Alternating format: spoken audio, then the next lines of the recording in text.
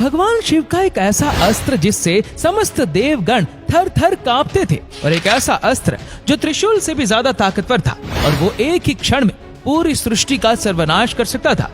दोस्तों, भगवान शिव के दो ऐसे प्रलयकारी अस्त्र जिसे भगवान श्री कृष्ण और ब्रह्मा जी भी डरते थे। आखिर कौन से थे ये दो अस्त्र, आइए जानते हैं आज के इस वीडियो में। दोस्तों, वीडियो शुरू करने से पहले कमेंट में ओम नमः शिवाय लिखना न भूलें। भगवान शिव के दिव्य अस्त्रों का जब जब जिक्र होता है तब तब पशुपतास्त्र और साथ ही शस्त्रों में सबसे सर्वश्रेष्ठ त्रिशूल के बारे में चर्चा की जाती, लेकिन बहुत से लोगों को भगवान शिव के अनेक अस्त्रों के बारे में सटीक जानकारी नहीं है। कुछ ऐसे भी अस्त्र थे जिनका इस्तेमाल रामायण और महाभारत में भी किया गया था। साथ ही आज हम आपको भगवान शिव के दो ऐसे अस्त्रों के बारे में बताएंगे जो बिल्कुल पशुपतास्त्र के समान ही शक्तिशाली थे, और रामायण और महाभारत में इसका वर्णन भी मिलता है। सबसे पहला अस्त्र था रुद्रास्त्र। रुद्र शब्द का अर्थ होता है महाभयंकर, और उसे भगवान शिव के संहारक रूप के लिए उपयोग किया जाता है। कहा जाता है कि रुद्रास्त्र वो अस्त्र था जो भगवान शिव के अंश, जिसे रुद्र भी कहा जाता है, उससे संलग्न था।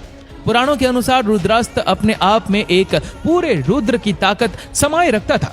जब कभी रुद्रास्त्र को आवाहित किया जाता था तब वो 11 रुद्रों की ताकत अपने अंदर समा लेता था।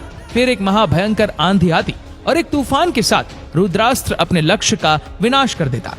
रुद्रास्त्र एक साथ हजारों दुश्मनों को मारने की काबिलियत रखता था। रुद्रास्त्र का मुकाबला करना यानी रुद्र का मुकाबला करना, वही कहा जाता है कि महाभारत युद्ध के समय स्वयं सूर्य पुत्र कर्ण ने इस शस्त्र का उपयोग अर्जुन पर किया था।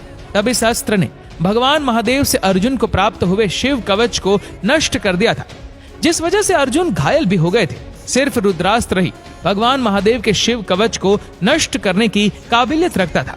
साथ ही ये भी कहा जाता है कि पशुपतास्त्र भी शिव कवच को नष्ट नहीं कर सकता था। सोचिए दोस्तों, आखिर ये रुद्रास्त्र कितना शक्तिशाली था। अब बात करते हैं भगवान शिव के अगले अस्त्र की, जिसका नाम है माहेश्वरास्त्र। माहेश्वर शब्द का अर्थ है वो जिसकी इच्छा के अनुसार संपूर्ण ब्रह्मांड चलता है।